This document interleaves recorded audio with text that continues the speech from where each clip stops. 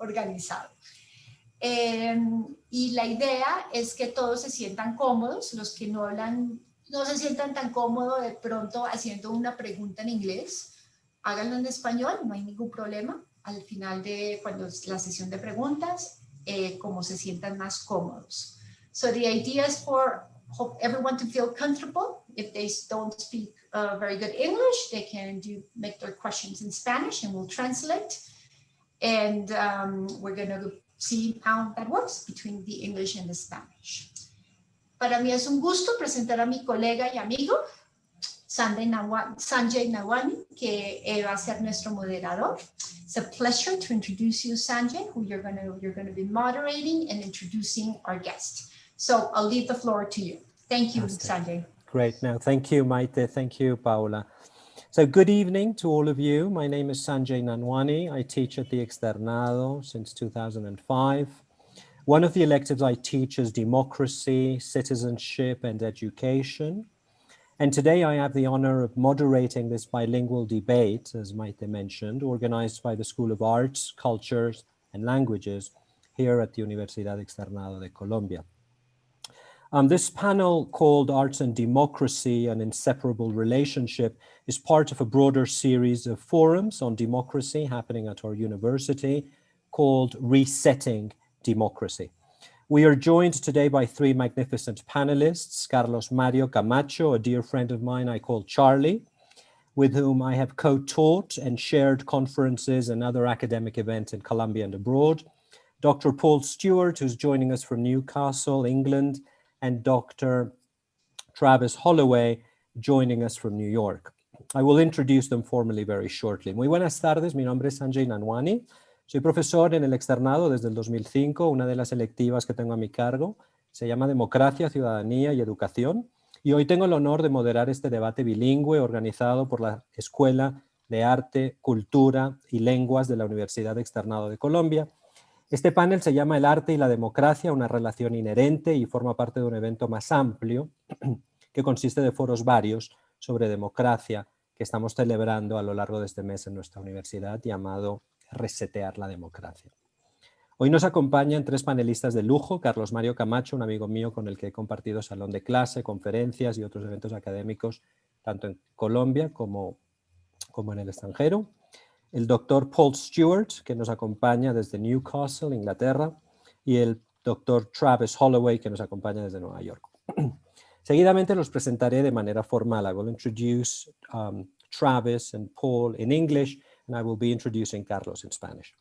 Carlos Mario es licenciado en Artes Visuales de la Universidad del Valle y magíster en Educación de la Universidad de los Andes. Se ha especializado en el desarrollo y evaluación curricular y gestión e investigación del conocimiento en diferentes organizaciones. Además, ha realizado obra artística desde el año 2005 en diferentes galerías privadas y eventos artísticos.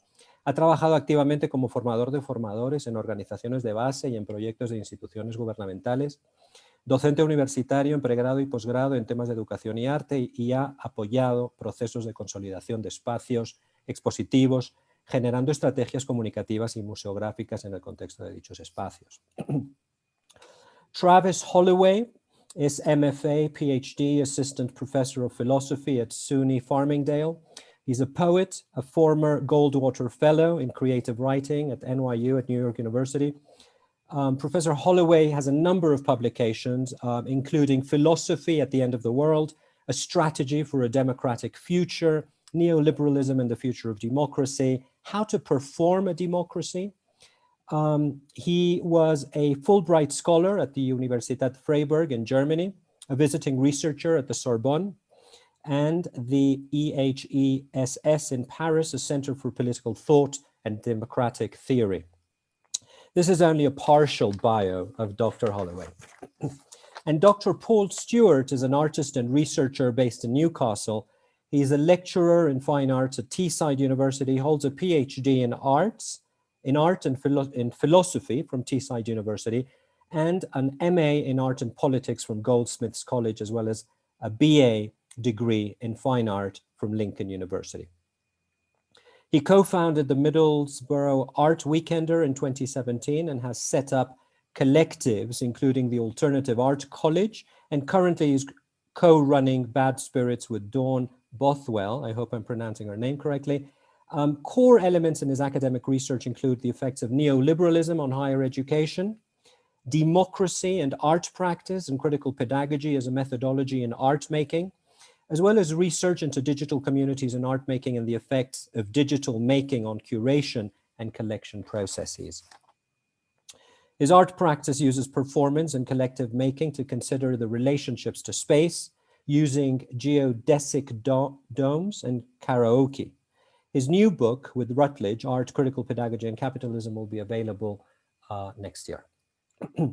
So each speaker will have 15 minutes each, after which we will have a conversation among us, and this will be followed by a Q&A where the wider audience will be able to formulate their questions. Cada panelista tendrá 15 minutos a partir de ahora para su charla y después tendremos una conversación entre nosotros y abriremos el espacio para preguntas del público.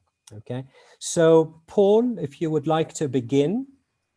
Brilliant. Thank you very much, Sanjay. Fantastic. Thank you very much for the amazing introduction and for having me here. If I'm talking a bit quietly, it's because my family are all asleep in the house because it's quite late in the UK. So just trying not to wake anyone up by getting overexcited talking about art and democracy. Let me just share my screen. But it's a pleasure to be here. I am really looking forward to hearing all of the different talks. And I'm hoping to kind of try and cover a cross-section of some of my thinking around the relationships between art and democracy, and underpinning some key terms around hegemony, commitment, and involvement. I can talk too fast, so if I am rambling on a little bit, do raise a hand and tell me to slow down, because it's a bad characteristic I do have. So commitment to involvement. So a lot of my work is bringing together this relationship between art education, social action, towards kind of revolutionary, more radical forms of forming democracy.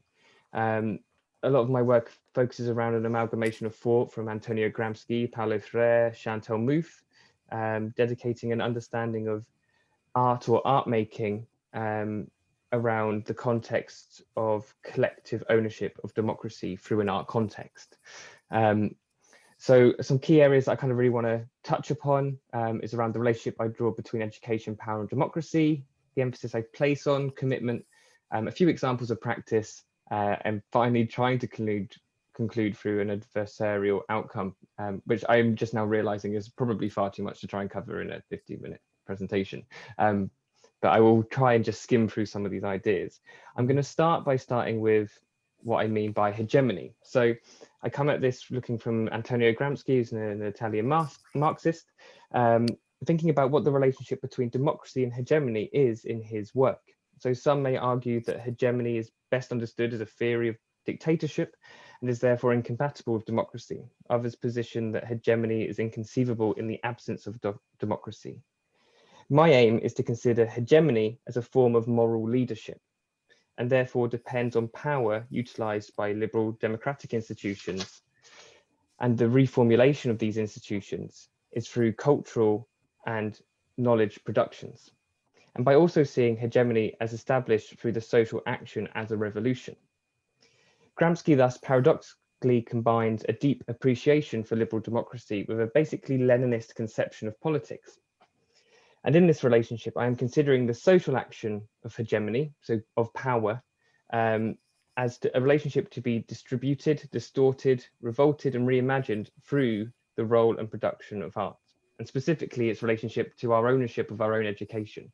So through the ownership of education or understanding our own pedagogical forms, we have ownership of our own power in some way.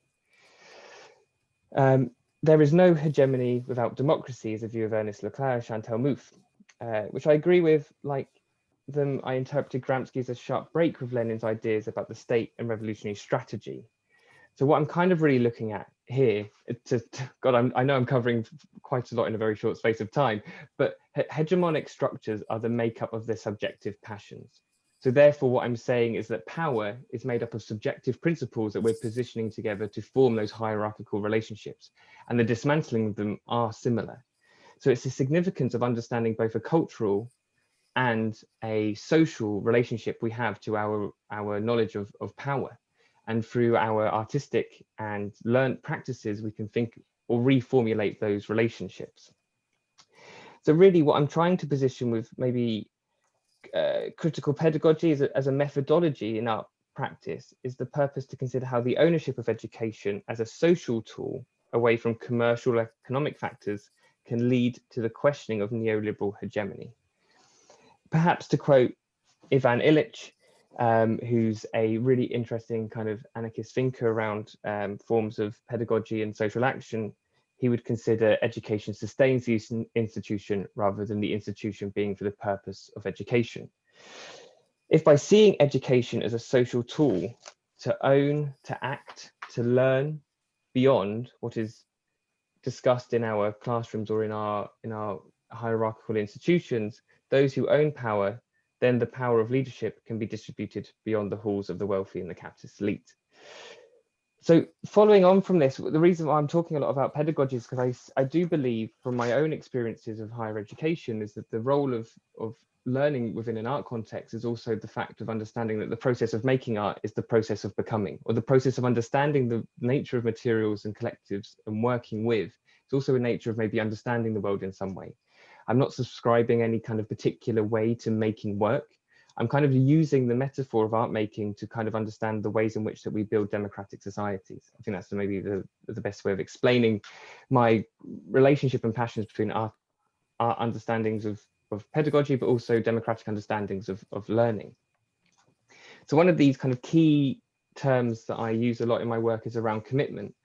And what I mean by commitment is kind of this relationship of hegemony as a social condition to understanding what commitment is in terms of involvement. What does it mean to be committed? What is an involvement with a committed strategy? I'm beginning by seeing commitment in an art context as a representative tool for beginning to imagine adversarial relationships. So no commitment is a commitment without an idea. Every action embodies a context that thus arises from the inheritance of something before, a network, a collective, or a process. All these expressions come from a foundation of previously transmitted experience. So to think of commitment is to think of a transmission of existence. Paulo Freire discusses commitment as a collective commitment to an event rather than a more reductive and equalizing association drawn between artist and community. And to quote, only the leader's own involvement within a historical situation led them to criticize the situation and to want to change it. If they do not make such a commitment, withhold the indispensable conditions for that struggle. In terms of commitment, what I'm interpreting here from Freire is this ownership of reality, meaning the ownership of the social conditions, being that of those who own power. And to want to make changes to these social conditions, it is through committing to the conditions of the struggle, a commitment to the involvement. In the context of being adverse to this, the idea for commitment is one that considers the ethical complexion of knowledge transmission through social conditions. And what I mean by this is understanding the methods of which we make art practice to communicate with a greater audience to some extent. Just to kind of demystify maybe some more of that theoretical language and to generalize that in a more accessible term. So taking this idea of commitment to include involvement is to also navigate the constraints of production. This notion sees value in the artwork's ability to hold an affinity to an idea beyond an artist. So from concepts of Jacques Rancière, commitment in an artwork is not possible as there's no category of art called commitment. And instead, this is seen as an attribute of the artist. Rancière observes that, and I quote, "It can be said an artist is committed by their writings, paintings, films, which contribute to a certain type of political struggle. An artist can be committed, but what is that to say the artwork is committed?" End quote. So the understanding of practice is the differentiation between the politics of the artwork and the politics of the artist, the difference between the politics of aesthetics and the politics of our political. So the aim is to frame a commitment to involvement, thus seeing commitment as the process of becoming us them in some way. I will get to the artwork at some point, I do promise. So just to really re-highlight that and the specifics that I'm trying to get to is to emphasize the importance of collective involvement and the attention I'm drawing to the processes of the sites of action. So I'm really kind of thinking about the idea of the relationship of art practice is in the action of doing, in this form of communication that to many outside of a commercial art context would be seen as useless, but the uselessness of the nature is its useful utility to question the world in some way. So what I'm going to quickly try and skip through is some forms of my own practice that I've done it over the last decade or so, which is normally kind of breaks down as Sanjay said, as geodesic domes and karaoke, right? Seems to be two key elements of it. And mainly because these can be used collectively to build these objects and use our voice to occupy space. So it's thinking about how we own space and how we can claim space in an institution, both physically and through our own voices. It's a lot more fun in person rather than just seeing these images. So this is at Baltic in Newcastle, which is the Baltic Centre of Contemporary Art, where here we're working with a group called Syllabus, which is an alternative art school organisation, who are all kind of studying an alternative to an MFA. And in this space, we're considering how we can occupy the environment of the institution through the two methods I said, through both an auditory method of singing Diana Ross on karaoke at the same time as building and forming scores within a geodesic dome. It might sound a bit throwaway, but it's kind of physically interpreting the methods that I'm putting forward through some ideas of collective action that can integrate people's kind of physical learning as much as their mental learning with those ideas. So I'll just flick through a couple more of these images. So here's a series of interventions that were held at MIMA, where I work now, which is the Middlesbrough Institute of Modern Art. I completely forgot what the acronym stood for there for a second. Which these were in 2015, and it was working with an artist called Harold Offey, John Reardon, and Hannah Kemp-Welsh. The video here you can see on the side is Harold Offey, who was doing a series of performances called Choreograph Me, where spectators to the institution, this is during a Pedro Reyes and a Pablo Hagrera exhibition at MIMA, and Harold was considering how an audience could use his body like a utility within the space and to navigate his body around that environment. Here's a later work of his, which is called Industry as a Drag. If you don't know Middlesbrough, it's known famously for its steel. The steel was the same steel that built the Sydney Harbour Bridge. It's got a really famous bridge in the town centre as well. And he was discussing this idea of in an industrial past and trying to understand also its queer presence, using both industrial kind of methods of materials. In this image, he's using sandbags. He was also dragging an anchor around MIMA whilst industrial house music was playing. So I'm kind of showing you kind of brief generalizations of some ideas of how the practice can formulate from these ideas. And I'm not necessarily categorizing an art format. I'm not necessarily trying to create a genre, nor am I trying to tell people how to make work. I'm just trying to demonstrate how some of the ideas can begin to formulate questions of democracy or ownership of space through interventions, really. So to kind of conclude this back into the theoretical context is this idea of to be adversarial, not necessarily to think about democracy as a us-them relationship, but thinking about this kind of forming of the we, the plural, the pluralistic approach, the idea of understanding the nature of action. So rather than to create enemies, it's still trying to understand an adversarial relationship. So this shift towards a more socially focused governance through adversarial democracy is achieved by removing the veil of freedom.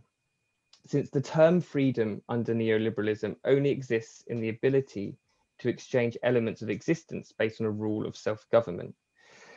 And I'm kind of taking this, I'm going to be really general here and very quick, but from works by Boris Budin in kind of responses to autonomous spaces of deregulation and critique, where he states, and I quote the full quote, which I have here, which is the notion that one could freely choose to become instituted outside the neoliberal world belongs entirely to this neoliberal world. In other words, those who believe that the question of whether one is neoliberal or not is simply a matter of free choice do not even need to pose that question because they have already answered it. Free choice is the form in which neoliberalism has hegemonized, or, to stick to neoliberal jargon, privatized or patented free will. Those who can privatize or patent water plants, or even gene-manipulating beings can privatize or patent the free will as well. It is specifically in the form of free choice that neoliberalism owns the exclusive copyright to free human will. Those who make use of it today are already involuntarily swearing allegiance to the neoliberal hegemony. Now that might seem like quite a doom and gloom kind of quote, maybe for this time of day, when it's probably raining everywhere, as it's raining here as I speak right now. I'm sitting in an attic room, I can hear it pummeling on the roof.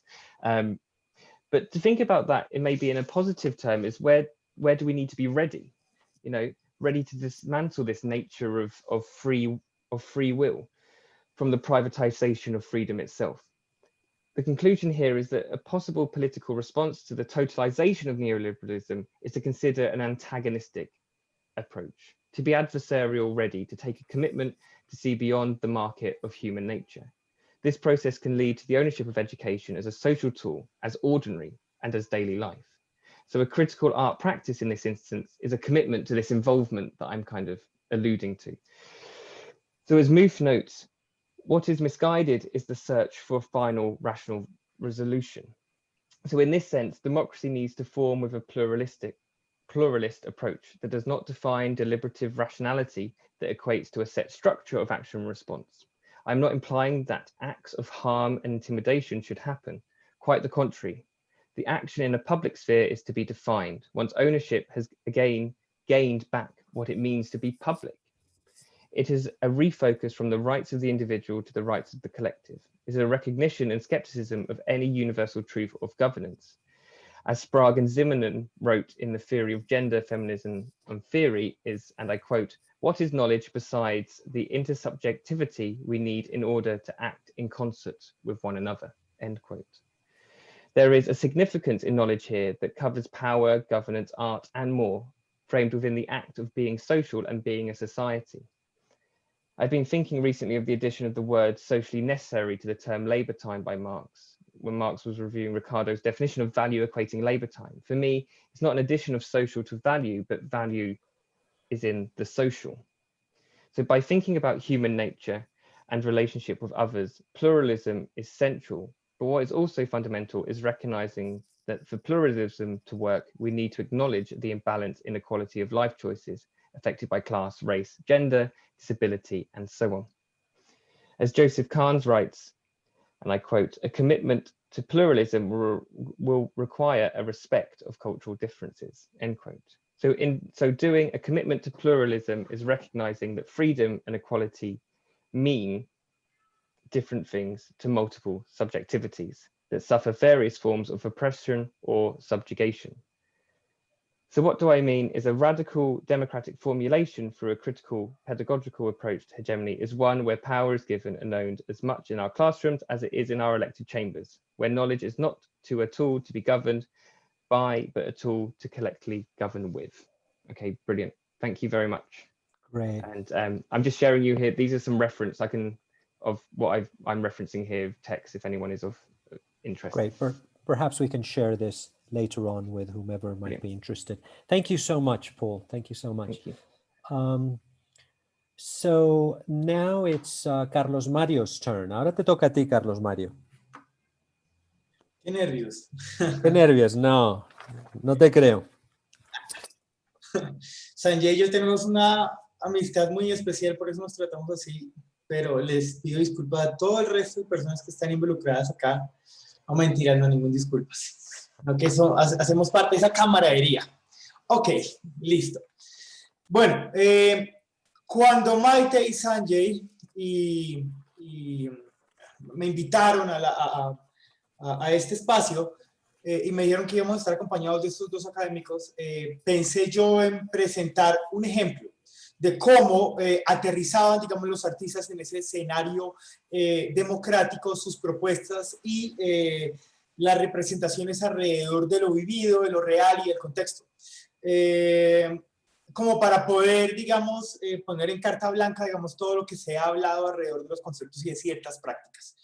Y en esto se me ha ocurrido a mí, hace 2 años, con el profesor Carlos Quintero también, realizamos una investigación alrededor de un estudio de caso de 3 artistas, José Horacio Martínez, Paola Tafur y Diego Mendoza Imbachi, que en estos momentos están conectados, y les mando un caluroso abrazo y muchas gracias por estar conectados, porque estos 3 artistas trabajan en el Valle del Cauca y en el Cauca y hacen exploraciones alrededor del paisaje y las tensiones sociales.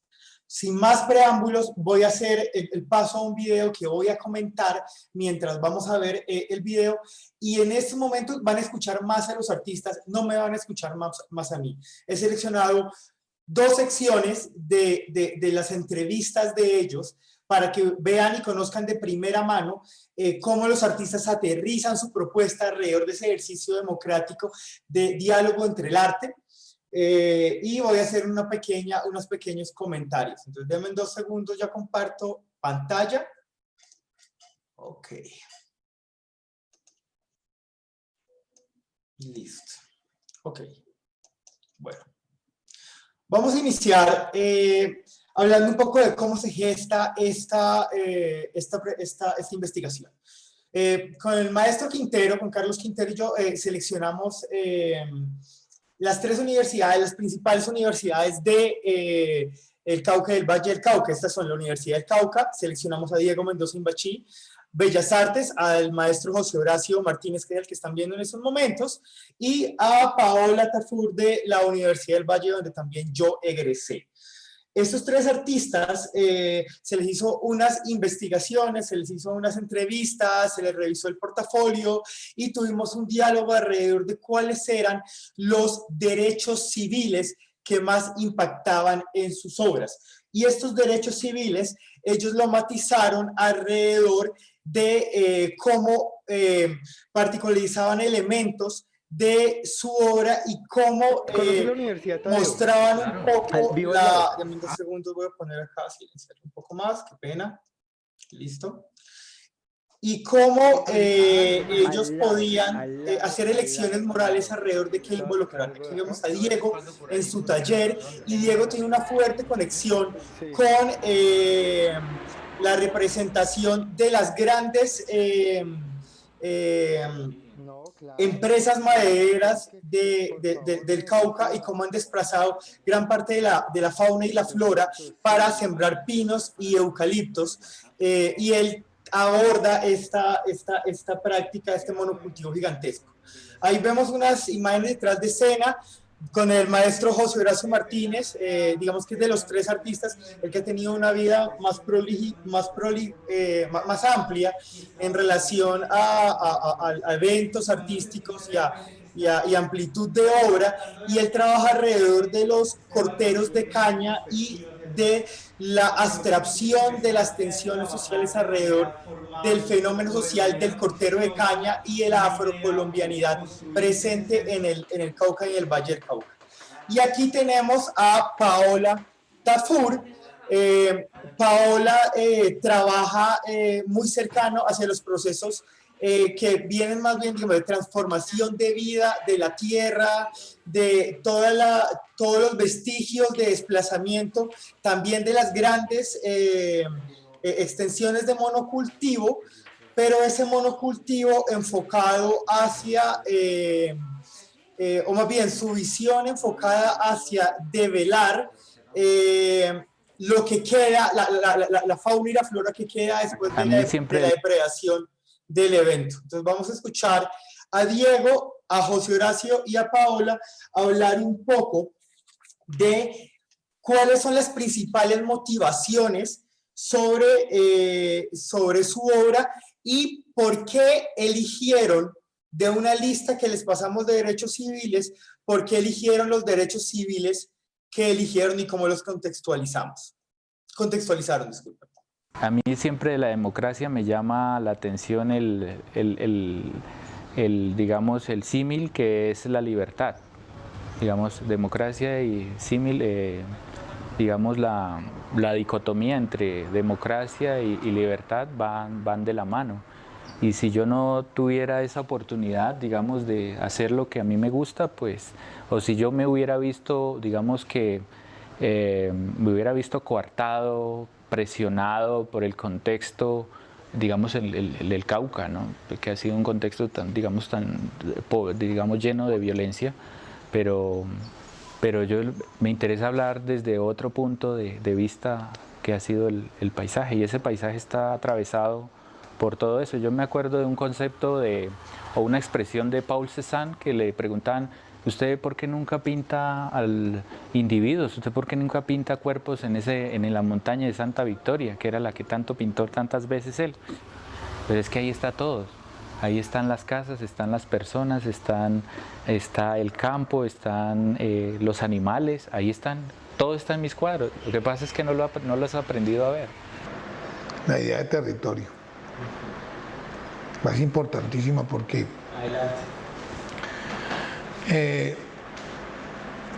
yo soy consciente de que este territorio no nos pertenece ni nos ha pertenecido nunca.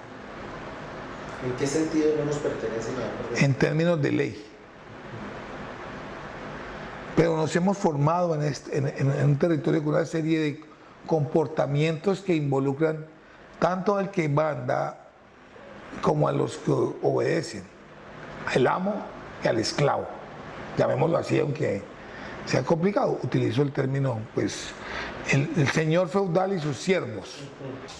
Bueno, entonces, digamos, los territorios son espacios en donde, bueno, las relaciones humanas están, pero también está muy conectado con la naturaleza, ¿sí? Digamos, en el trabajo, este territorio al que yo, pues que me parece importante y que siento que desarrollo, tiene que ver con la alimentación, ¿sí? Con los cultivos, con las transnacionales, con los campesinos, ¿sí? Sin decir que ese es un tema, ¿no? Para mí no es un tema, sino que atraviesa, digamos, todo lo que estoy haciendo, ¿sí? Porque yo, digamos, dentro de la investigación que hago, arte y tierra, ¿sí? Es el enlace que yo tengo en la investigación todo el tiempo, con materiales orgánicos, con ciclos que se cumplen, ¿sí? De vida a muerte, en el que yo no intervengo, sino que la naturaleza lo hace, y yo en medio de esa relación yo agarro mis materiales. Entonces empezamos a ver cómo los artistas seleccionan estos derechos civiles y empiezan a plantearse, digamos, representaciones de justamente esas tensiones. Y luego, ¿qué resulta de ello? Pues resulta una teorización alrededor de los fenómenos de violencia, de usurpación, ¿cierto? De mezcla, como lo vemos aquí, entre lo natural. Bueno, hay un aspecto... Y, qué pena, lo natural y lo orgánico. Entonces vamos a hablar ahorita un poquito, vamos a escuchar un poco de cuáles son esas elecciones, después de pensar en cómo desenvuelven y cómo se desarrollan sus ideas alrededor de esas elecciones de los derechos civiles, cómo desenvuelve su plástica. Bueno, hay un aspecto, pero más que pregunta, una situación que, como una característica, más bien llamémosla, una característica que me parece importante y que pude resolver hace poco. No crean que yo lo tengo claro desde siempre, ¿no? Resulta que yo siempre decía, bueno, entonces el trabajo de vida y muerte, ¿no? En la obra de Paola Tafur, el trabajo de la vida y muerte, ¿sí? Vida y muerte, el ciclo, y que los animales, y que la tierra, y bueno, todo ese ciclo. Y yo decía, bueno, entonces, ¿qué estaré trabajando? La muerte de la muerte, de la muerte de la obra de arte. Yo me hacía esas preguntas. O estaré trabajando una cosa social, ¿sí? O sea, mis proyectos serán proyectos sociales para incentivar y activar en las personas el arte, sí, mi rol como pedagoga, artista, va a revolucionar esta calle, ¿sí? Porque no, tampoco pues que el barrio, no, pero sí una comunidad específica, unos vecinos así contados. Entonces decía yo, bueno, si mi labor es pedagógica, entonces yo voy a hacer el recorrido, yo voy a hacer la guía, voy a hacer unos talleres, entonces donde ellos se van a acercar al arte, así como tenía todas esas preocupaciones en un principio. que se fueron cambiando. Después dije, ¿será que yo lo que estoy haciendo es estética relacional? Porque salió este libro, y entonces leas el libro para ver si usted, si sí o no. Ah, no, es que en el libro no me nombran, entonces no, yo como que no estoy haciendo estética relacional. Entonces dice uno, no, pero entonces salen todas esas preguntas, ¿no? Si lo que uno está haciendo se parece a qué, básicamente, se parece a qué, porque usted necesita, en un principio hay esa necesidad de ser clasificado, de ser clasificado, señalado, catalogado, ¿sí? En exposiciones o en donde usted tiene esa necesidad, y usted con el tiempo se da cuenta que pues no, que eso no es, o sea que finalmente usted como está construyendo su camino, ¿sí? Entonces va a llegar un momento que alguien va a decir que yo estoy haciendo estética relacional, otro que piensa que no, otro que da otras opciones. Mira que de alguna manera es imposible no tener, de escindir el tiempo del espacio, ¿no? Y todo eso que nos conforma pues está presente allí. A mí me gusta mucho preguntarme cosas como esto. ¿Qué clase de peón soy yo? Entonces, o soy alfil. Entonces yo pienso que en ese punto, digo, ese territorio donde estoy, en el que estoy moviéndome, que es temporal y ¿cómo se llama? Efímero, es donde de alguna manera extraigo los elementos fundamentales que abordo en la obra. Es los que me proporcionan ese tejido. Pero me gusta a mí, dentro de esto del ser, el tiempo y el azar, preguntarme sobre de dónde viene, de dónde lo estoy tomando. ¿En qué sentido así como de dónde lo estoy tomando? Mire, hay una relación vivencial propia del individuo. Voy a ponerle un ejemplo, me gustan los ejemplos porque a veces son más claros que lo que yo pueda decir, las barbaridades que pueda decir. Cuando usted ve tanta gente conectada a las noticias, pues la gente habla de las noticias, que son de alguna manera la elaboración de un redactor que hace un compendio de acontecimientos y te lo brinda a ti, te lo lee y te dice, mire lo que pasó, la opinión pública es la pública opinión de la clase dominante, recordaremos a Armand Matelar.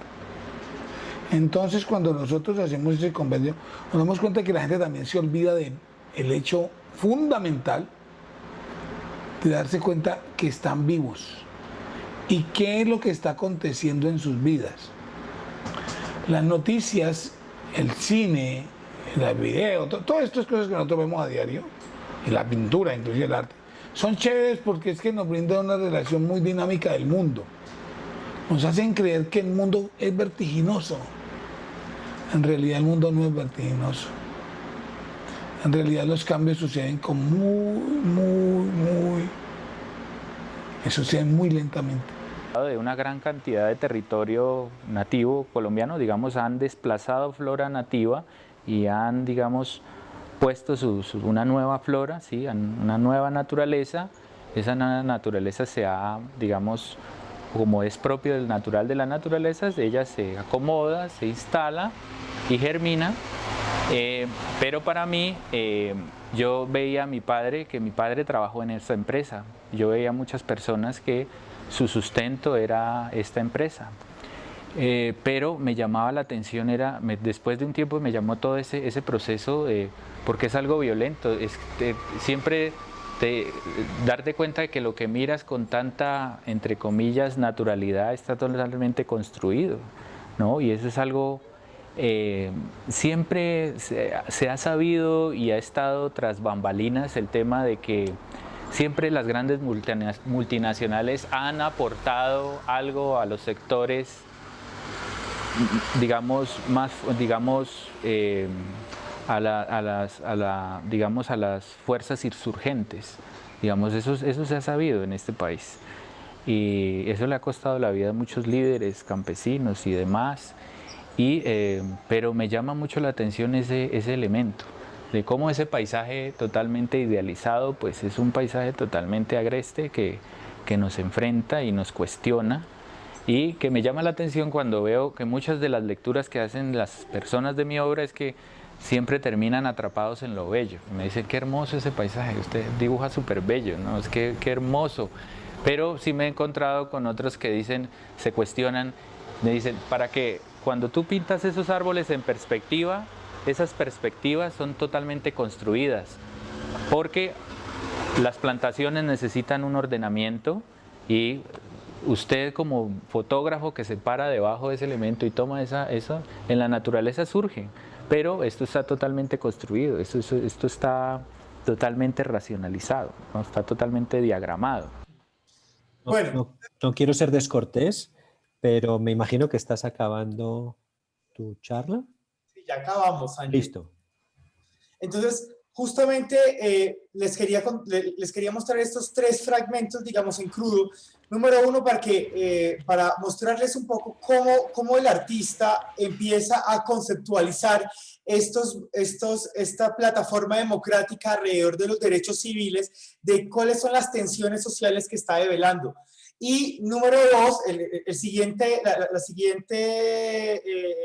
fragmentos de entrevista, parece un poco azaroso, son las conceptualizaciones que tiene el artista en cuál es su rol dentro de esa sociedad, qué es lo que está retratando y cuáles son esos procesos etnográficos, investigativos sobre sus contextos cercanos.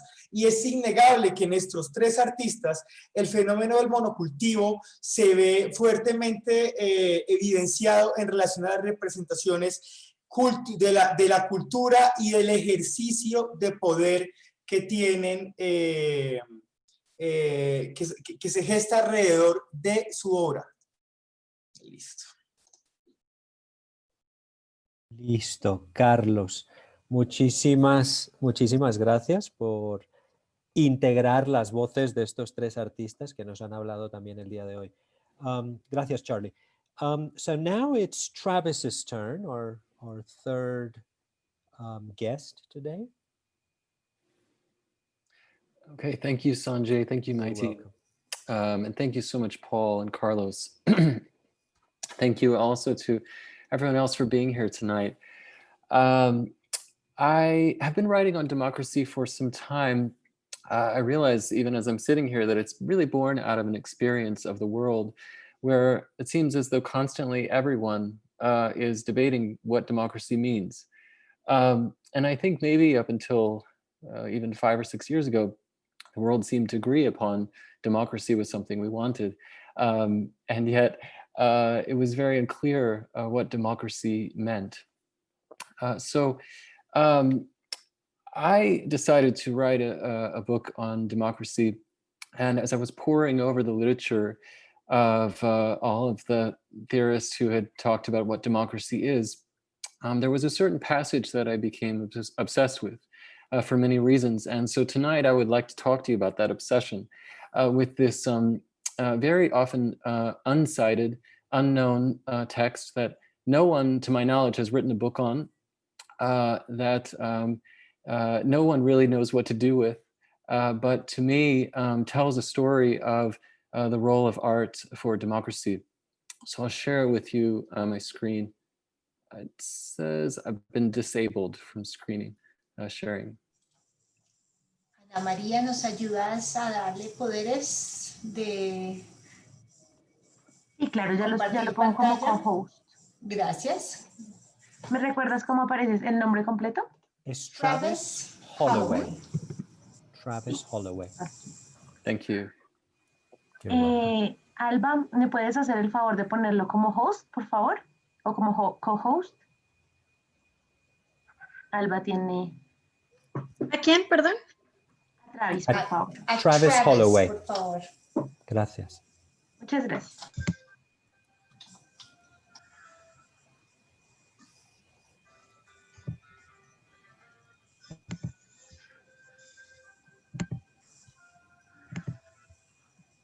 Listo. There it is. Thank you. Okay, you're ready. Okay. Sorry for that delay. So the passage that I'll be talking about, I think you can see here, is a passage that occurs in Plato. Plato did not like democracy, and nor did most of the people that we know about from the Greek world. But because of their hatred for it, they recorded some of the instances that were interesting about democracy. So they tell us about it in a way because they despised it so much. Now, we don't need to begin with the Greek world, of course, to talk about the origin of democracy. There are multiple sites of democracy. There are new discoveries being found every day. Right now, there's a lot of attention being played to the ancient Mayan civilization and the possibility that there was some sort of democratic process going on there. But we do seem to know a lot more about democracy in ancient Greece, which is to say very little, almost nothing, because the Democrats there were very bad at keeping records. Nevertheless, what I do want to share with you tonight is this very curious passage where Plato says that the origin of democracy in ancient Athens was actually in the theater. And here, when we speak about the theater for ancient Athens, it refers to music, to poetry, to choreography, to the mise en scène, that is to scenery and other features. So it really does encompass the whole of the performing arts. I'd like to do what I try to do in my classes, which was just look at the text quickly with you. So we'll read it and then we'll try to make sense of it. Here's Plato. When the old laws applied, my friends, the people were not in control. I'm thinking primarily of the regulations about the music of that period. Once these categories had been fixed, no one was allowed to pervert them. People of taste and education made it a rule to listen in silent attention, and the general public could always be disciplined or controlled by a stick. As time went on, composers arose who started to set a fashion of breaking the rules and offending good taste. They jumbled together laments and hymns, mixed paeans and dithyrambs, and even imitated pipe tunes on the lyre. The result was a total confusion of styles. Consequently, they gave the ordinary man not only a taste for breaking the laws of music, but the arrogance to set himself up as a capable judge. The audiences, once silent, began to use their voices. They claimed to know what was good and bad in music, and instead of a musical meritocracy, a sort of vicious theatrocracy arose. So in this passage in Book 3 of the Laws, Plato promises to give a history of democracy and how it was born. What's curious is that in every instance, Plato's historical examples check out. They're uncharacteristic for Plato, and they're very specific historical details. And one of the interesting things that we will note when we look at this is that Plato here is not referring to the initial democratic revolution that we often speak about in Athens of 508, 507 BCE, where the population stormed the Acropolis for 3 days and eventually found reforms and instituted them.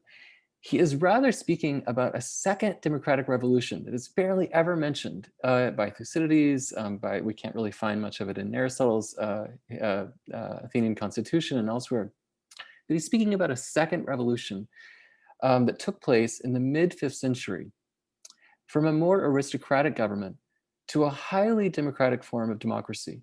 He says, what I mean to speak about is the most democratic form of democracy that existed sometime after the Battle of Salamis, which is 580 BCE, and up until the start of the Peloponnesian War. So this middle period of the 5th century, which is the 400s in, that's how we describe that in the BCE. Now, I think before we continue and to talk about what this art might have looked like, we have very little clue, a few clues. I think it's important to talk about what kind of democracy this would be and what democracy in this way looked like. So allow me just for a moment to discuss some of the things that seem to characterize this most democratic form of democracy. The first thing is very curious because we often think about Greek democracy being monolithic, that it was always one thing. And often when we're in classes, we learn that only free men, sometimes free men who owned property, had the ability to participate in political life. But one of the things that these aristocrats often complain about the most democratic form of democracy is that they attempted to limit or abolish those social distinctions that that determined who could or could not participate in politics. So the distinction between male and female, the distinction between free people and slaves, natives and foreigners, who was included in the citizen role or not, those all began to collapse in this most democratic form of democracy.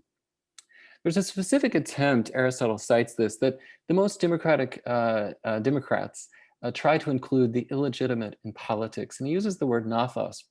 That word is often used in Greek to describe people who have a parent who wasn't properly Greek. So somebody who was from outside of the country, often just one parent.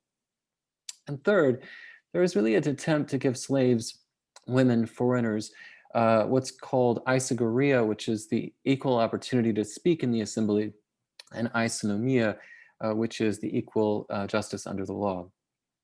Now, continuing on, there's some other traits of this most democratic form of democracy that have to do with the politics itself. There was a sense that what mattered most was the popular assembly. And this meant that participatory procedures were developed to make the assembly as democratic as possible. There was also a suspicion of sovereign and aristocratic forms of power. And what we mean by that are people who held some sort of position and held it for a long time, as though some sort of sovereignty was gifted to them by the people in order to hold that position or office. It's also the same way today we might think of a representative official, someone who was elected. There was also, interestingly, a certain distrust in juridical institutions. There was the idea that if any justice should be done, it should be done in the assembly or by a large jury of one's peers. But if there were elite courts or elite laws, obviously a Supreme Court in my home country, there was a great deal of suspicion for that because it was seen as undemocratic. There was also a certain kind of censorship, mainly that the aristocratic leaders were banned from making lengthy speeches or having unequal time in the assembly. And finally, there was also both a taxation system and a way of life. It seems that under this most democratic form of democracy, there was a heavy progressive tax on the wealthy specifically, and a confiscation of their property. So oftentimes this meant that the very wealthy's homes or their gardens or whatever were confiscated and used for public purposes. There was also a public financing system that allowed everyone to participate in the assembly. So you'd get paid a very good wage to participate in the assembly or on the court.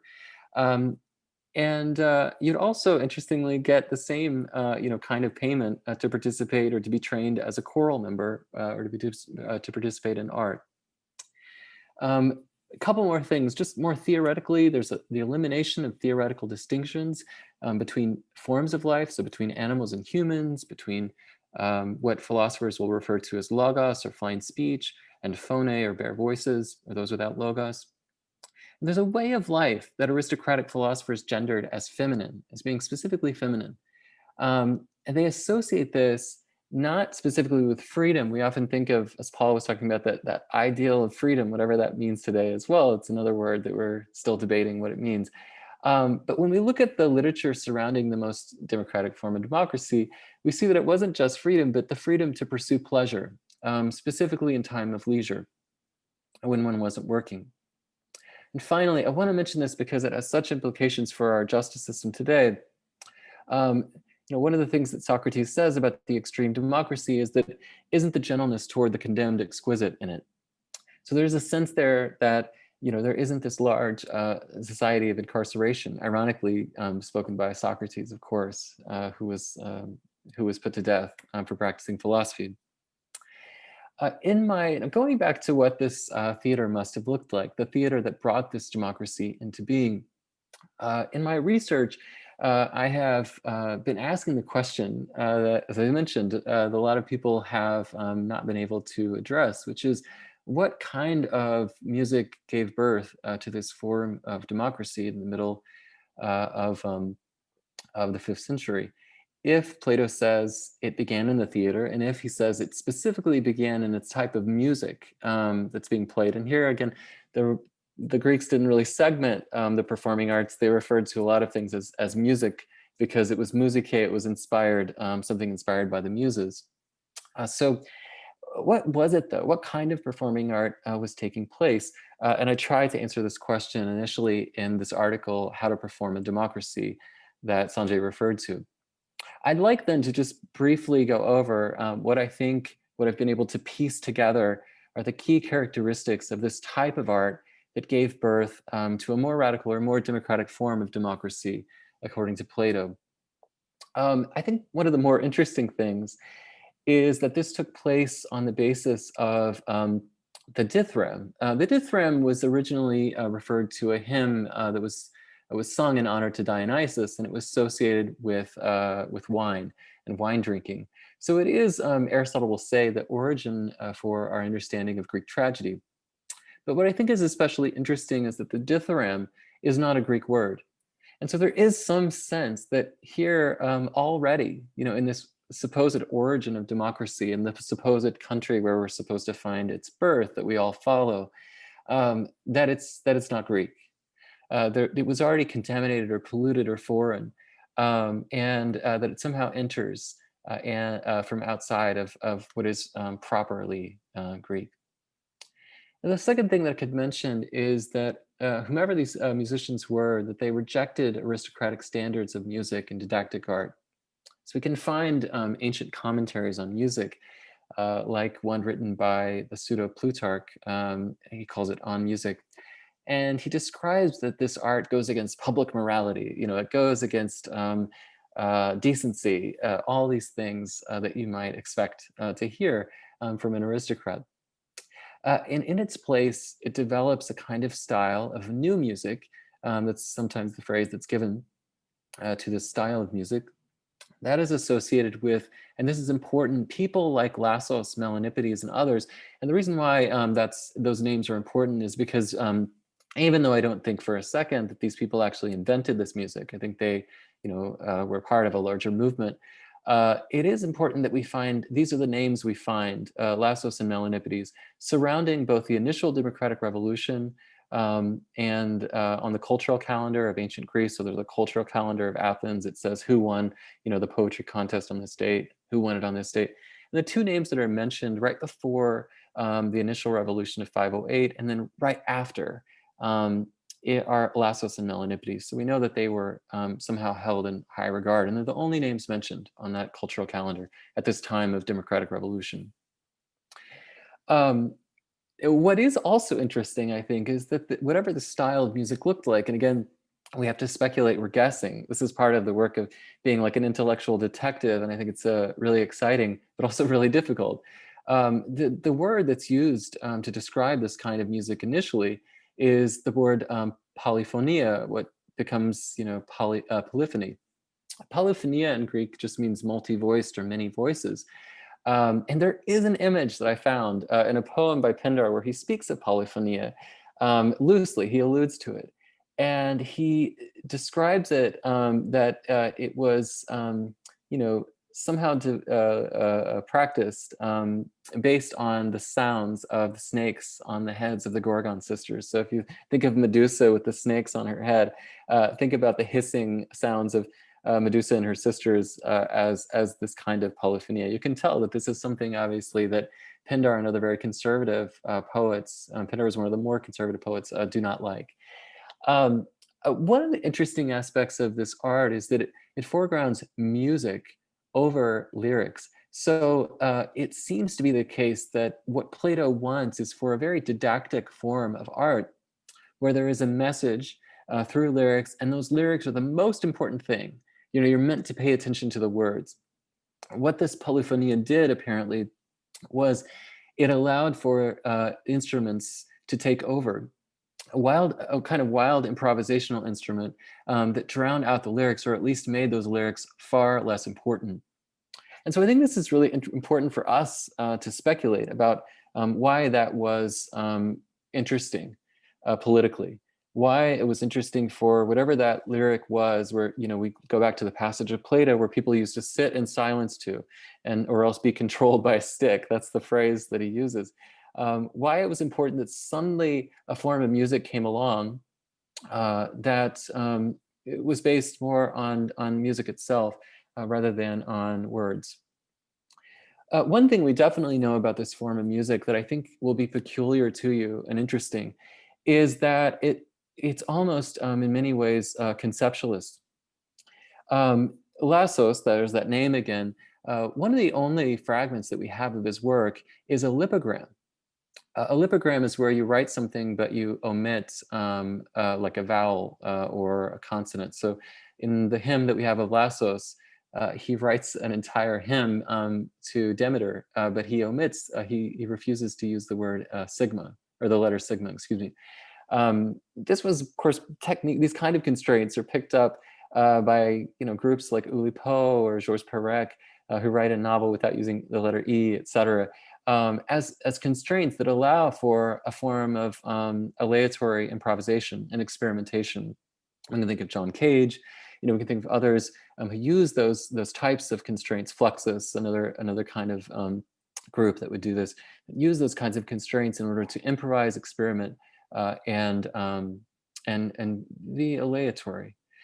I think, and this connects with some of the things that Paul said, it's important to note that this is not lyric poetry in any sense. It is not the poetry of the eye. It doesn't explore internal themes or psychological themes, but it explores something that is highly collaborative and connected to a collective political movement.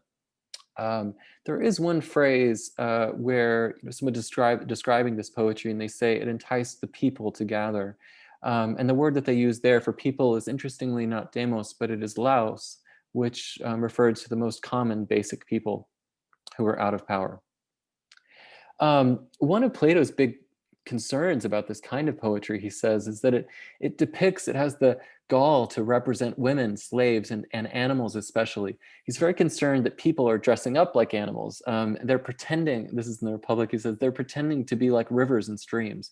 And so what I think is so fascinating about this form of art, taking place outdoors, of course, is that it has some connection, just like a lot of other art does, to non-human life.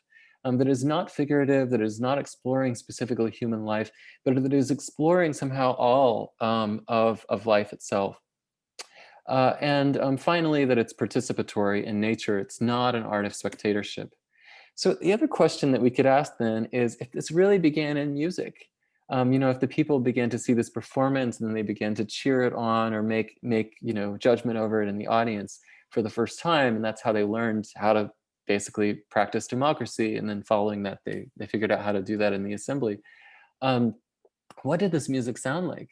I think this is really the question that we speculate about when we think about the crux of what is it, what kind of art would beget democracy. Here's what is one of the only descriptions we have of this. We have one more in the laws that I could show you, but this is probably the most comprehensive. The pseudo-Plutarch, he's writing in the name of Plutarch, but he's not really Plutarch, so that's why we call him pseudo. He describes the origin of this with Lassos, and he says, by effecting in Lassos' song a polyphony of the flute, polyphonia, through the incessant division and crowding together of his notes, and by making his dithyrambic pieces subject to rhythmical laws, Lassos produced a complete revolution in the art of music that gave rise to a licentious multiplicity of notes. The suggestion there is that Lassos added notes to the allos, so that initially, if you were, say, hearing 4 or 5 or something, that you would then hear more. That he divided the actual notes on the allos, which we translate sometimes as flute. It's more of a woodwind, so I'm not sure, maybe like a piccolo or something like that would be the appropriate way. And then that this revolution also occurred on the harp or on the lyre. So finally, what implications might this have for art today, which is really where I hope our conversation goes tonight. I think if there is an art of democracy, we can learn from this historical example that first, at least in this example, it was not, because there are always multiple ones, it was not an art of spectatorship, but one of participation. And there was a participatory nature to it that felt open, where everybody could sort of walk in and be autonomous in that sense. I think the second thing that is very hard in our contemporary neoliberal climate, where everything is about the I and where we're all self-entrepreneurs, so to speak, that what we need for democratic art would be an art that is anonymous, collective, or third person. So under the name of a collective or under the name of no one, but not in the language of the I. That seems to be complicit with everything that it seems to be destroying democracy, whether it be on the right with the cult of the figure, or something like neoliberalism, sorry, on an authoritarian sense in the cult of the figure, or something like a more capitalist sense like the cult of the I, cult of the self-entrepreneur. I'm wondering, Travis, if you could go through these final points so that we can open it up and give access to the audience as well, who might also have questions. Great. So very quickly, so you're telling me that wrap it up, as in other words, in a nice way. Kindly. Yes, thank you, Sanjay. So these are just some final points very quickly. We can think about art also as an archive that documents a story. We can think about public art, the need for public art. I think one of the more interesting things is this was not didactic art, but democratic art may be experimental and improvised. It may not look like public murals that tell exactly how we should be. It's also possibly that comedy and satire are involved. One of the things that Aristotle's Poetics says is that another group claimed that comedy came into being at the time of the democracy, and that those two things went hand in hand.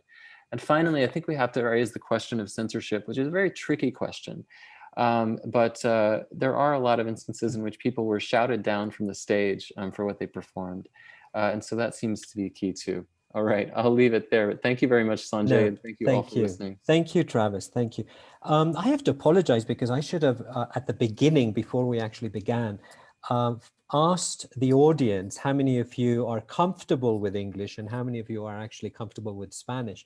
And I totally forgot to do that, so my apologies. I see that among the participants we have faculty members, but we also have students. So perhaps in our conversation, you may want to tone down, or you may want to talk in simpler terms, perhaps, for the sake of our students. Yeah, I have 2 or 3 questions, and then perhaps we can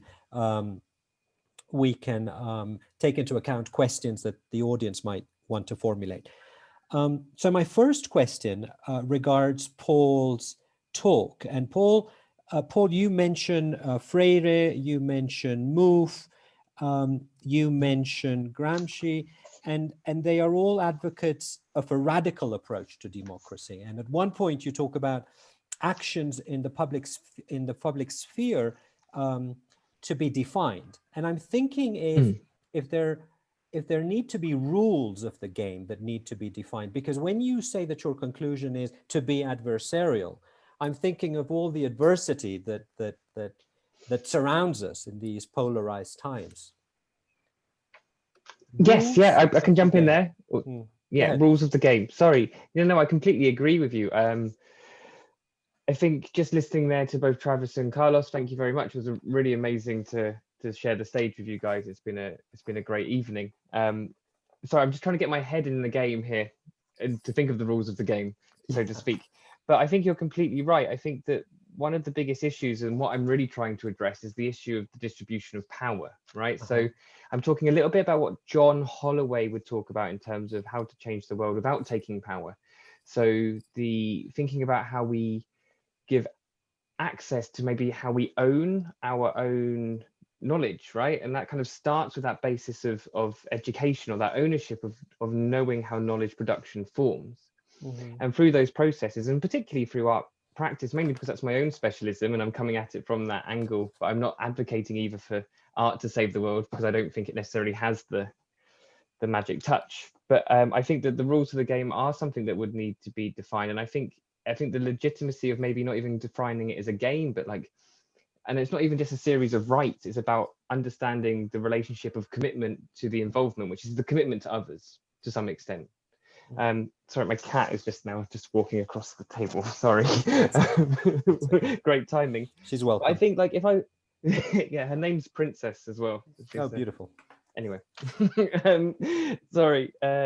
This is the problem when everything's zoomed into people's homes, isn't it?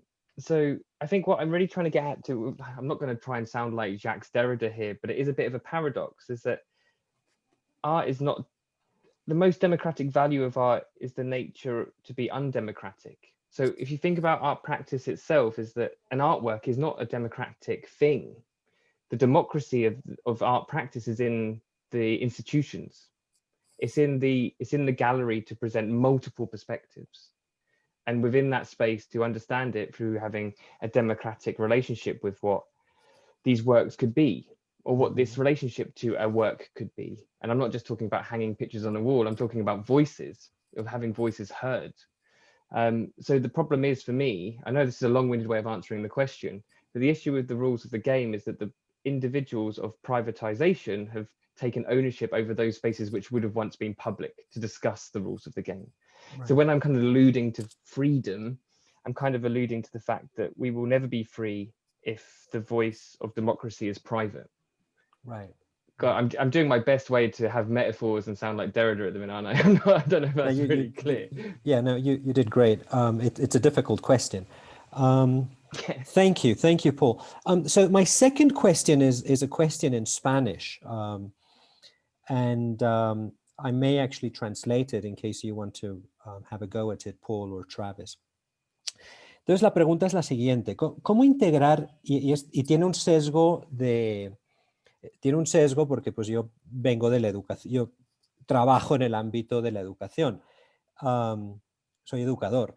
¿Cómo integrar el arte en otros campos disciplinares para cultivar seres humanos más allá de artísticos, si se quiere, más humanos y más preparados para desempeñarse en sus respectivas carreras? Estoy pensando en los estudiantes que estudian Derecho, en los estudiantes que estudian Finanzas, en Comunicación Social.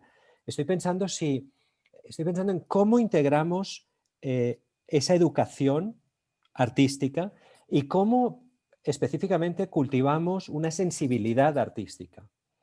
My question is essentially, how do we integrate art in other disciplinary fields? We have a faculty of social communication. We have students who are learning, who are pursuing degrees in finance, government, and international relations. How do we integrate art into education more broadly, and how do we cultivate artistic sensibility?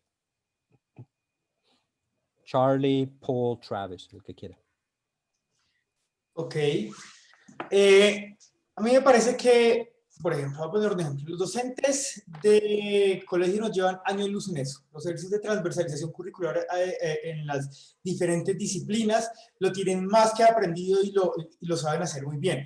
¿Y por qué? Porque han comprendido que el conocimiento hace parte, digamos, del accionar y el vivir de manera cotidiana. Y es que un estudiante no puede particionar su cabeza, nosotros no podemos particionar nuestra cabeza respecto al entendimiento, la transformación y la comprensión de un fenómeno cualquiera, un fenómeno social, biológico, físico, químico, el que sea. Y ahí pues, nosotros estamos involucrando todo el tiempo en ese aparato cognitivo emocional, el gusto, la percepción estética, la sensibilidad frente al espacio. Entonces, por ejemplo, si vamos a ver, por ejemplo, cualquier práctica de un docente de ciencias sociales o de matemáticas que están involucrando la percepción estética, la historia del arte, para poder apalancar otros contenidos, pues me parece que la tienen supremamente ganada.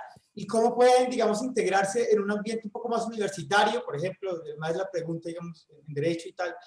Pues la verdad es que, por ejemplo, los proyectos de aula alrededor de las elecciones morales, como lo vimos también en la presentación, sobre qué consideramos que es, que le genera, que es valioso retratar, abordar o gestionar los seres humanos los gestionamos alrededor de la percepción y la intuición. Entonces me parece que son, digamos, herramientas, son elementos a desarrollar en ese campo, con esa escena. Ok, listo. Gracias, Charlie. Y tengo una tercera pregunta, a third question, and then perhaps we can open it up to the audience, which will be great to hear your voices. My third question has to do with the fact that democracy is among the most prostituted words, yes? how can democracy regain what it stands for, and perhaps from a normative standpoint, what it should stand for? Yeah. What are we supposed to actually do with democracy? If democracy is performative, meaning relating to the nature of dramatic or artistic performance, how can we support present and future generations to perform it? Especially, I'm actually thinking of education systems where we have a set way of doing things, where the structure in different aspects remains traditional. How do we support present and future generations to actually be able to perform this democracy? Well, I think that maybe I could, unless Paul or Carlos want to speak to this, I think that it begins by actually practicing it.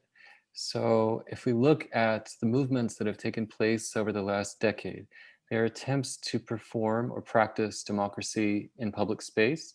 The Indignados movement, the Occupy movement, Nuit Debout, it continues, where people in Puerta del Sol in Madrid, or people in downtown New York City, Wall Street, are having nightly assemblies, and they're developing democratic procedures so they can get a taste of what democracy looks like. That was what the slogan was, by the way. This is what democracy looks like. And so there was an attempt to reclaim that sense of democracy. And furthermore, there was an attempt to say, we are no longer attempting to reform this current government in what we are doing right now. Mm-hmm. We believe that this government is so far technocratic and so far undemocratic that we want to give people an autonomous sense of what democracy actually looks like. And in order to do that, we have to divorce ourselves from, just for a moment, from fighting for reform of the current system. And that destituent power, which is the power of us getting together and doing things like this, or us getting together and sharing a meal together. That, I think, is the way that we do it. And art is so key to it, because art, of course, even that word, art, requires knowing the praxis or the skill of what those procedures really look like. Mm-hmm, mm-hmm. Great, thank you. I see two questions. One of them is from Izana. Izana, do you actually want to ask your question? Sure. My question is, it seems like when we look at art, modern art, it seems to be very well explained and articulated from the Gramscian point of view, as Professor Camacho and also Professor Stewart theoretically explained, Professor Camacho showed us in terms of the arts. So it's very clear that it's a result of these social antagonisms. And at the end of the day, this modern art is displayed as a result of that. My question is, how do we, when we look at functional art in traditional societies, how can this Gramscian hegemony theory explain that?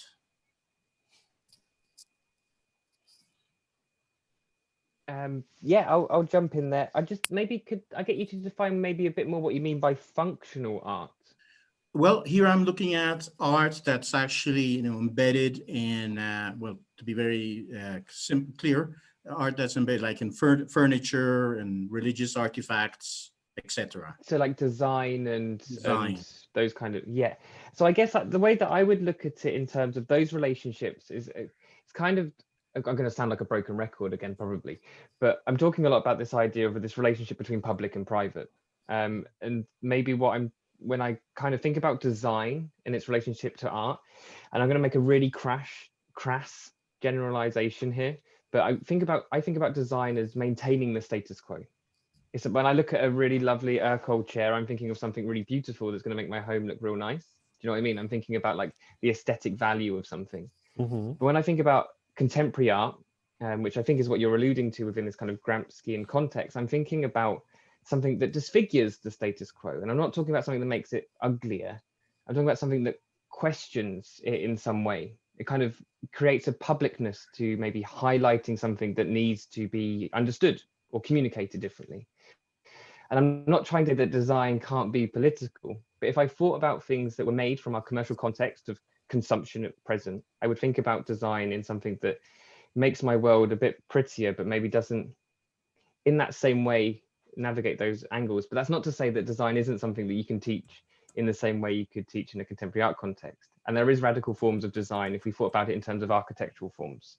So if we looked at it in terms of architecture, the way in which buildings are designed is to either maintain or control or to govern people. So there's lots of ways that you could start to look at design. And I'm going to finish with one final little point, I promise, and then I'll stop talking.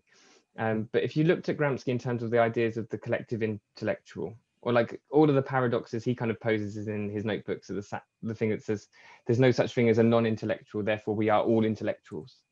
Therefore, if we looked at it in that way, when we approached both design, art, science, technology, engineering, what we're really addressing here is our responsibility to others in some way. And I'm not trying to be relativist, I'm trying to really highlight that the fundamentals of which we design our buildings and design our museums, in terms of whether we've got a ramp at the door for access, or whether we have the acknowledgement that we're recognizing different people's sovereignty or different people's cultural agendas or identities, is about highlighting that sometimes we have to look beyond ourselves as individuals. So I think in a roundabout way, I've probably not answered your question.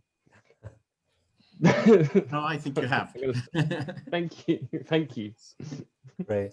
Thank you, Travis. So there's a question from May Joseph for Travis.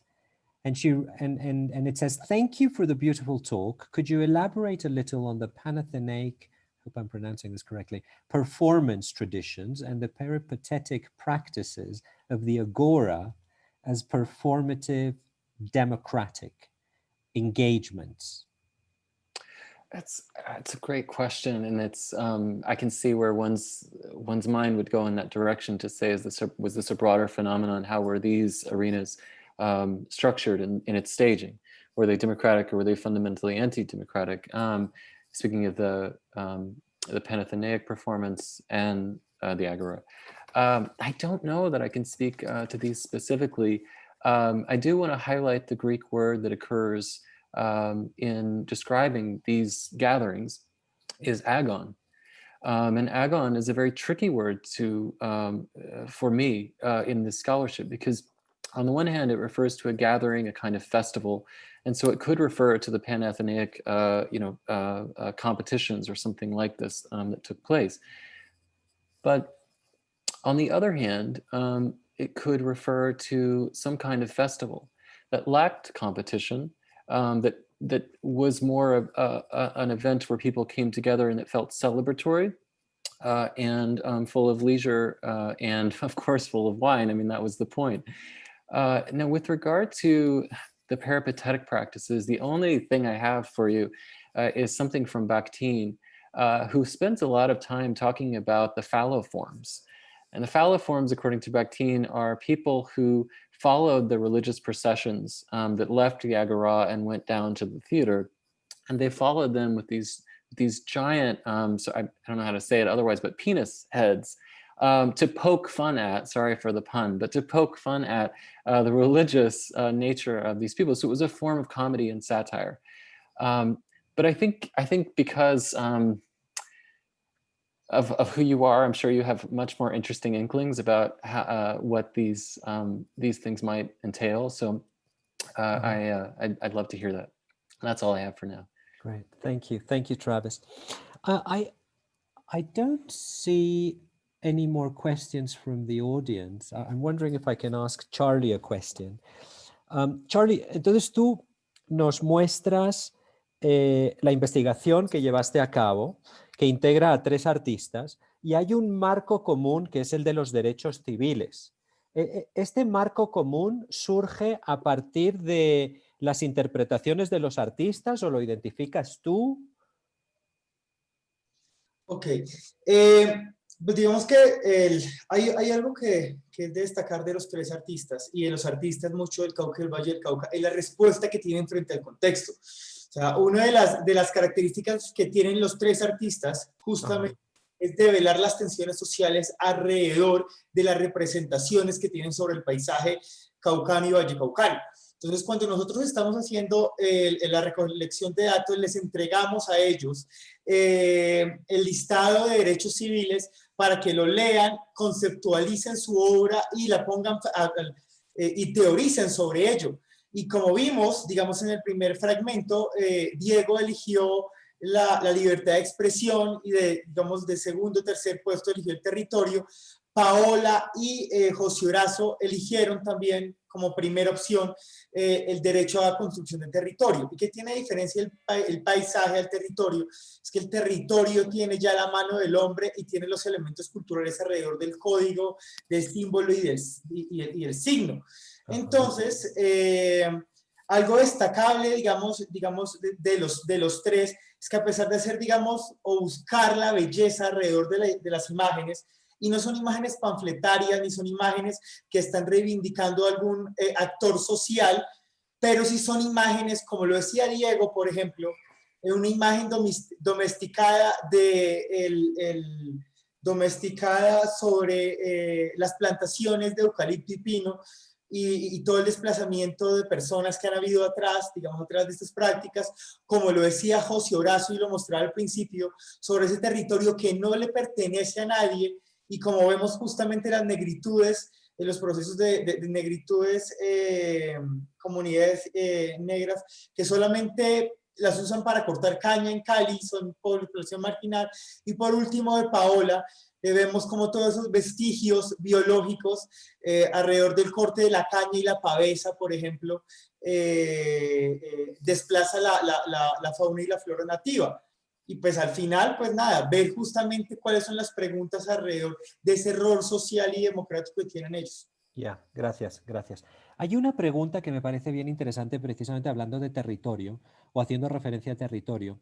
Olga Molano pregunta lo siguiente: me gustaría que algún exponente diera su opinión, I will translate this, sobre cómo incentivar la sensibilidad artística en países como Colombia, pues es fundamental para una sociedad democrática. This is a question, Paul, Travis, from Olga Molano, and she says, I'd like one of the panelists to give their opinion on how to promote artistic sensibility in countries like Colombia, given that it is fundamental for a democratic society. And I understand that, Paul, you're in the UK, and Travis, you're in New York, and Charlie, of course, estás in Colombia. Any one of you could go. I think my inclination on that question would be that I think that it's best known within its own cultural context of how best to implement that relationship. And I wouldn't necessarily want to make a suggestion from my own position on how another should consider their cultural makeup. But one thing that always plays in my mind is from a British Marxist called Raymond Williams, and he talks a lot about this idea that culture is one of the most important elements of our being, because culture is ordinary, it's everyday, and we need to remind ourselves that it is something that is everyday. It's what makes us and binds us, and it's our language that we communicate with.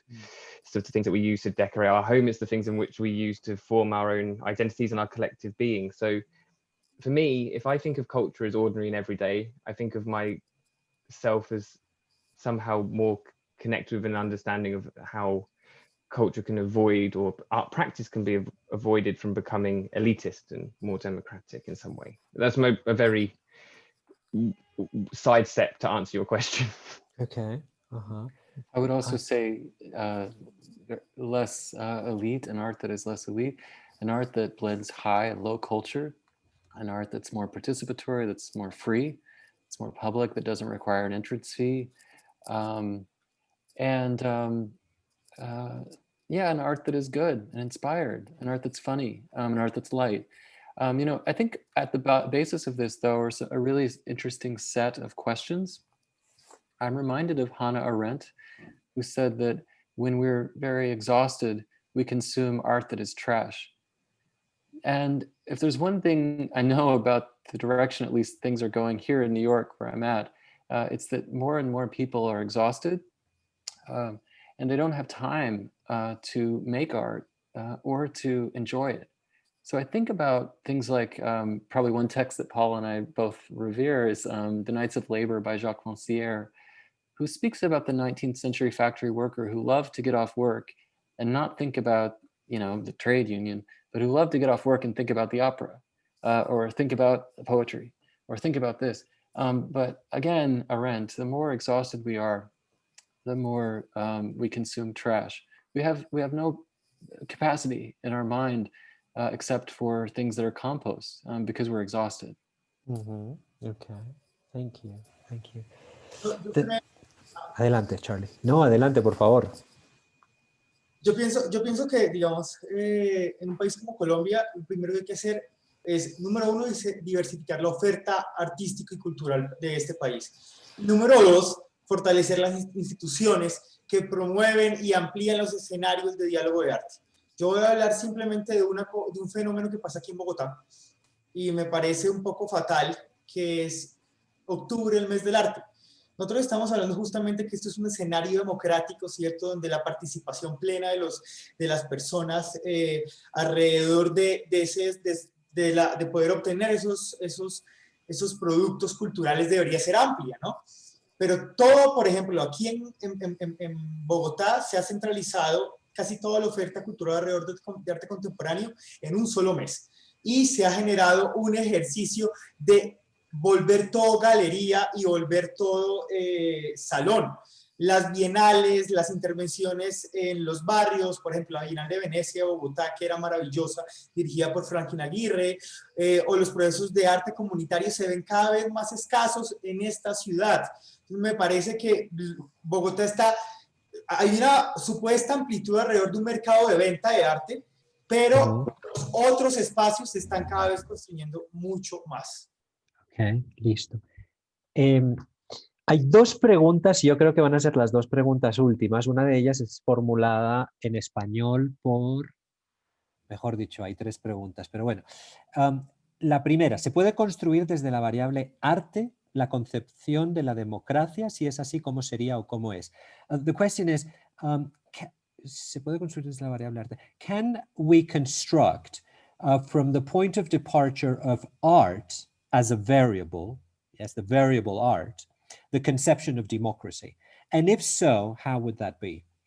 Valentina Castro, que creo que es una estudiante, sí, es una estudiante mía, pregunta, ¿el turismo sería un buen canal para promover la función social del arte? ¿Cómo fomentarlo? So Valentina Castro asks whether tourism could be an appropriate channel to promote the social function of art, and how would it be promoted? And finally, thank you, Julian, for formulating your question in English.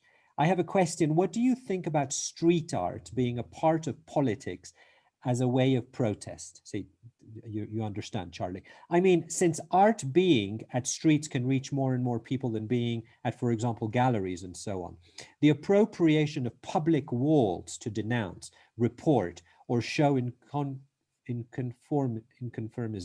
inconformismo, like a kind of protest art, is becoming more visible or evident among some art collectives, at least here in Colombia. What do you think about that? I think I think these are fascinating questions. I'm a little concerned about time, so if you could be specific when responding to these questions, that would be appreciated. So any one of you with any one of the questions. Maybe I could speak to the first question. Go ahead. Which is, can there be, I think if I understand it, can there be an art that constructs democracy? Yes, art is a variable to construct democracy. Okay, so even more open. So that gives me some room. But I think so, it just has to be a certain kind of art that is if you think about the reason why I want to talk about this moment in ancient Greece, it's because it was an art that was collective. We were all assembling for this. We were all participating in it. And it was something that people were voting on and judging, themselves. It was a place where you could get a free meal because the wealthy were being taxed and there were sacrifices made and everyone could eat. So I think there is something there. And with the question of street art, absolutely. It's just so important that I don't think a democratic art is didactic. If you think about what didactic art is, what I mean by that is art that tries to teach us a lesson. And you think about the main, street art movement of the last century, the muralists from Mexico. I see that as a lot of didactic art explaining the horrors of capitalism, and then, very briefly, maybe what it might look like not to be a capitalist. but it's art that explains how we should act. That doesn't seem very democratic to me. At the same time, obviously, I think what Paul is saying about an art that performs a kind of counter-hegemony and that is specific about it is extremely helpful. So these are nuanced questions, but I think interesting ones. I think just to jump in there off the back of Travis, and I think I can answer probably the same two questions. And I think my answer to the one about art in its relationship, the art variable democracy, that's the 3 words that I remember, so I'm going to stick with those. But and then really quickly was that for me, that's fundamental in the idea of seeing the process of art making as the actual form of art itself. So it's not thinking about an object, a finite end, it's seeing that the process of becoming is in the process of making. So whether that's through a performance, whether that's through a painting, or whether that's through it's that process of discovery or that process of becoming.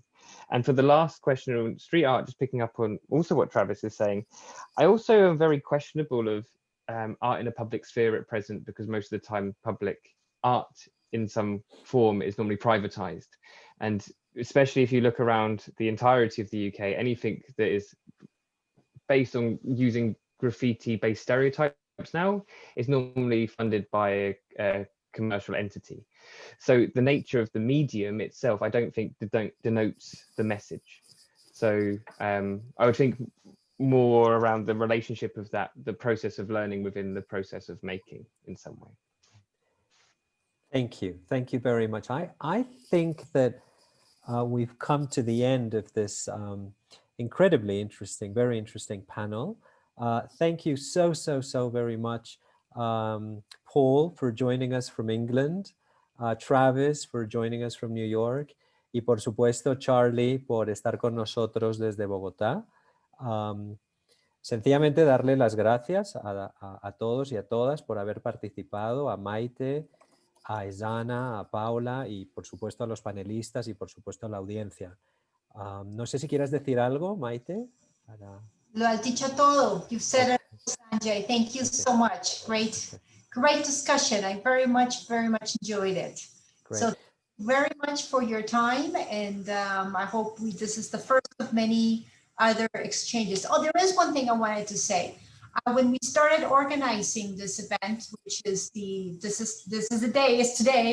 I think one of the most interesting parts of all of it was not just today, the event, but everything that happened between when we all met and now. You all had exchanges with Sanjay students that I think were very valuable. And then also what's to come next. So I invite you to continue engaging in these conversations with us and being part of this dialogue. And we're going to have and continue with the discussion. So thank you very much. Yeah, we're definitely in touch. Yeah. Thank you very much. Gracias, Paola, por organizar todo también y por todo el apoyo con el tema y abrir las puertas a la discusión del arte dentro de lo que hemos tradicionalmente tratado en la facultad. Entonces es una maravilla. Muchas gracias. No, gracias a ustedes, realmente fue una discusión muy interesante, de verdad, muchas gracias. Y bueno, los esperamos el próximo jueves en el otro panel de Resetear la Democracia sobre gobernanza local y gobierno electrónico. Fantástico. Muchísimas gracias a todos. Muchas gracias. Buenas noches. Take care. Good night. We're in touch, Paul. We're in touch, Travis, and Charlie. We're in touch. Un abrazo a todos. Chao. Ciao. Thank you very much. Take care. Adiós. See you.